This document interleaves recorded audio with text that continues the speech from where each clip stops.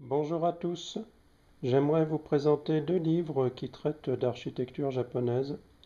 Le premier est un livre de David Michaud, Japon vu de l'intérieur. Alors David Michaud est un photographe français installé au Japon dont je suis les travaux depuis des années.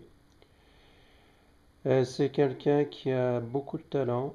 J'ai des milliers de photos de David Michaud dans mes archives.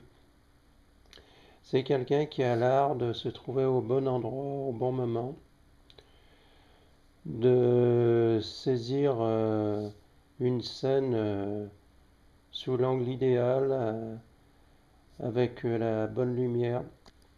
Et le Japon vu de l'intérieur, c'est à mon sens un de ses plus beaux livres. Donc on est dans un livre de grand format déjà, qui se prête bien, au voyage. On a un grand sentiment d'immersion quand on tourne les pages.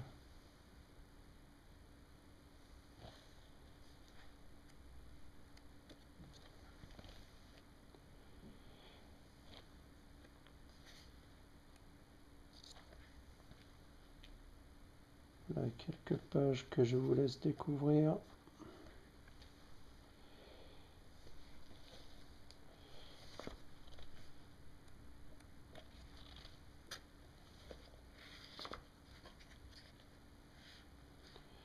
C'est du très très bon travail.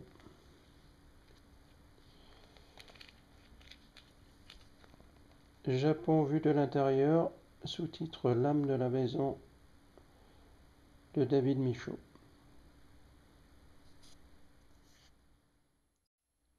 Le deuxième est un livre d'Isabelle Berthet-Bondet, 20 maisons nippones, un art d'habiter les petits espaces. Alors c'est un excellent bouquin aussi. Le format est plus petit, c'est un livre plus technique, un peu moins visuel que le premier, mais ça n'empêche pas les photos d'être d'excellente qualité. Alors, Isabelle Berthet-Bondet est architecte et c'est quelqu'un qui a une grande connaissance non seulement de l'architecture mais de l'esthétique japonaise.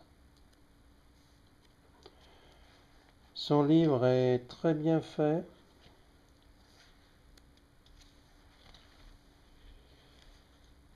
Alors, avec une particularité, chaque chapitre présente une maison avec son plan. Et sur chaque plan, on a des bulles qui permettent de se faire une idée des espaces, de la façon dont ils sont perçus et de l'agencement des différents espaces dans la maison japonaise.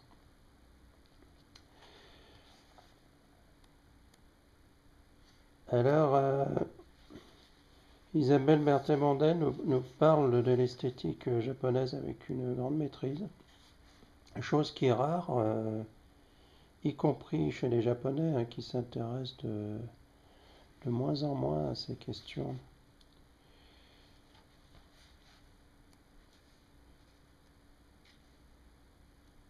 Le seul reproche que je ferai à ce livre, c'est le lexique qui n'est pas du tout mis en valeur.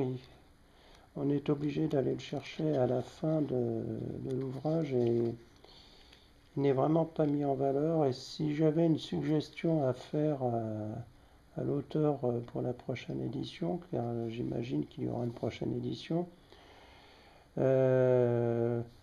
j'ai l'habitude de travailler avec des signets. En fait, je réalise des signets thématiques, comme par exemple là, j'ai fait ce signet en carton avec les hiragana et les katakana. Donc c'est un signet en deux parties. Et par exemple, sur une méthode de langue, ben, c'est très pratique d'avoir un signet qui sert à la fois d'aide-mémoire.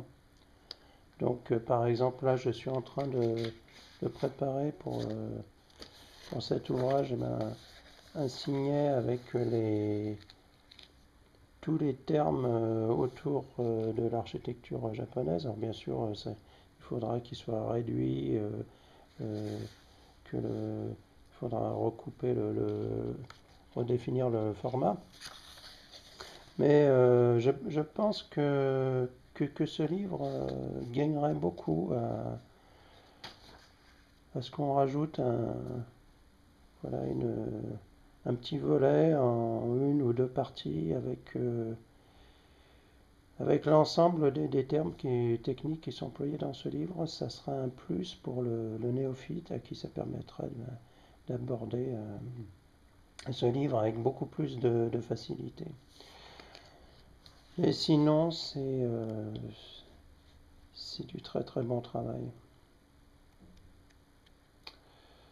Voilà deux livres que je vous recommande si vous vous intéressez à cette thématique. Voilà, on a une photo absolument magnifique. Là, pour prendre cette photo, il fallait vraiment être au bon moment, au bon endroit. Et croyez-moi, ça n'a rien d'évident de photographier des intérieurs, euh, en particulier dans les maisons japonaises qui sont souvent des espaces réduits. C'est parfois très difficile de trouver le recul pour faire ce genre de photos. Voilà donc deux ouvrages magnifiques achetés pour vous faire plaisir ou pour offrir. Japon vu de l'intérieur, l'âme de la maison de David Michaud et 20 maisons nippones, un art d'habiter les petits espaces d'Isabelle Berthet-Bandet. Bonne journée à tous!